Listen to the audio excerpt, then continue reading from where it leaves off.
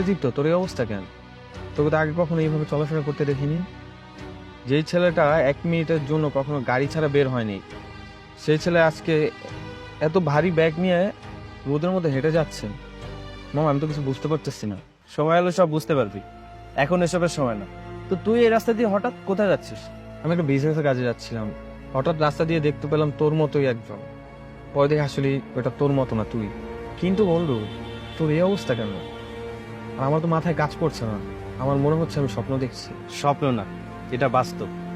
কিন্তু কেন এমন করছিস সেটা সময় হলে তোকে বলবো। শুধু তোর কাছে একটাই রিকোয়েস্ট, আমার এই অবস্থার কথা আপাতত কাউকে বলিস না। আচ্ছা, আমি তাহলে আসি। আমি এবার ঠিক সময় মতো চিংড়ি মাছ না নিয়ে যেতে পারলে 12টা বাজবে। কিছু মনে করিস না বল, আমি আসি। যে ছেলেটা শহরে স্মার্ট ভাবে চলাফেরা করতো, সেই ছেলেটা গ্রামে খ্যাত হয়ে চলাফেরা করছে। ব্যাপারটা ঠিক বুঝতে পারলাম না, আল্লাহই জানে।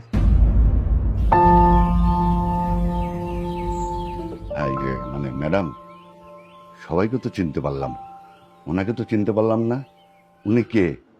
আর ছোট মামুনির হাজবেন্ডকে তো দেখছি না। আচ্ছা, ওই দিন পার্টিটা ক্যান্সেল করলেন, কোনো সমস্যা? আঙ্কেল থামো, আমি বলছি। আসলে ম্যানেজার সাহেব, আমার যে পুরাতন কাজের লোকটা ছিল, ওর মা অসুস্থ থাকার কারণে ও বাড়িতে ছুটিতে গেছে। আর কয়েকটা দিন হলো একে আমি নতুন কাজের লোক হিসেবে জয়েন করাইছি, এই জন্য আপনি চিনেন নাই। ওই দিন পার্টিটা ক্যান্সেল করবো না তো কি করব? যার জন্য পার্টি দেওয়া সেই তো ছিল না। আমার ছোট মেয়ের জামাই বিজনেস করে, আর বিজনেসের কারণে তাকে দেশের বাইরে যেতে হয়েছে, তাই বাধ্য হয়েছি পার্টিটা ক্যান্সেল করেছি। আর যে কোনো সময় পার্টিটা আবার দিয়ে দেবো। ও আচ্ছা, কোনো ব্যাপার না, অন্য একদিন দেখা যাবে। হ্যাঁ ম্যাডাম, আমি তাহলে আসি। কাগজপত্র তো সব সাইন শেষ। স্যার, তাহলে কাল থেকে ম্যাডামের জায়গায় আপনি জয়েন করেন।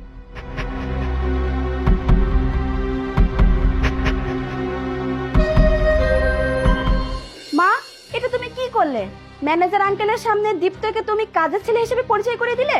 তো কি বলে পরিচয় দিব? মেয়ের জামাই বলে? আর ওকে মেয়ের জামাই বলে যদি পরিচয় দেই, আমার কি মান সম্মান থাকবে? আর সবাই বলবে কি, আইভি চৌধুরীর মেয়ের জামাই একজন সবজিওয়ালা। আর এজন্যই তো আমি বুঝে শুনে ঠিক মতো পরিচয়টা দিয়েছি। আর তাছাড়া এখন তো আমাদের বাড়ি কাজের লোকই, তাই না? মা, তোমার এই টাকার অহংকার তোমাকে ধ্বংসের পথে নিয়ে যাবে। আর তুমি এই বড় জামাই করছো না, একদিন বিপদে পড়েই দেখো, এই বড় জামাই তোমাকে ফেলে রেখে চলে যাবে। অনেক হয়েছে, আমি আর এক মুহূর্ত এই বাসায় থাকবো না। দীপ্ত, ব্যাগ গুছাও, আমরা এক্ষুনি এখান থেকে চলে যাব। তো যা, আমি কি তোদের এখানে তেল মালিশ দিয়ে রেখেছি? আর তোরা যদি এবারে থেকে চলে যাস, তাহলে আবার ঘাড়ের বোঝাটা অন্তত নেমে যায়।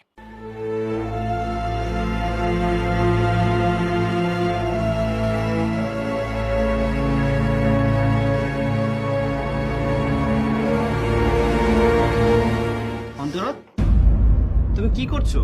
ব্যাগ কেন গোছাচ্ছ? ব্যাগ গুছাবো না তো কি করব? মা প্রতিদিন একটা না একটা বিষয় নিয়ে তোমাকে অপমান করে, আমার এগুলো সহ্য হয় না। তোমাকে কতবার বললাম এভাবে আমাদের বাসায় এসো না। তুমি কি বললে? তুমি তোমার ভালোবাসা দিয়ে মায়ের মন জয় করে নিবে। দেখছো, আমার মা তো ভালোবাসাই বুঝে না। আমার মায়ের কাছে টাকাটাই সব। যার যত টাকা বেশি, আমার মায়ের তার প্রতি ভালোবাসাও বেশি। আমি চাই না তুমি এখানে থাকো। এখানে সবাই তোমাকে যেভাবে অপমান করে, আমার এটা সহ্য হয় না। প্লিজ অন্তরা, আমাকে আর কয়েকটা দিন সময় দাও। আমি তোমাকে কথা দিচ্ছি, ভালোবাসা দিয়ে যদি তোমার মায়ের মন জয় না করতে